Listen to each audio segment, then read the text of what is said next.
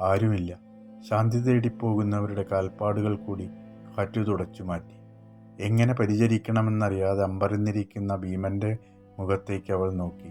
അവിടെ നിശബ്ദമായ ചോദ്യങ്ങൾ തിക്കിത്തിരക്കുന്നത് ഭീമൻ കണ്ടു. ചുണ്ടുകൾ ഇളകി. പ്രയാസപ്പെട്ടു പറഞ്ഞ ആ വാക്ക് വ്യക്തമായില്ല.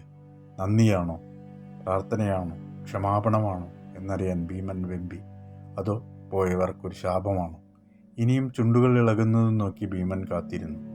മനസ്സിൽ പ്രാർത്ഥന വിടർന്നു. പറയൂ, അവസാനമായി എന്തെങ്കിലും പറയൂ, ഒരിക്കൽ കൂടി. വീണ്ടും ആകെ തളർന്ന ദ്രൗപദിയുടെ ശിരസ്സു ചാഞ്ഞു.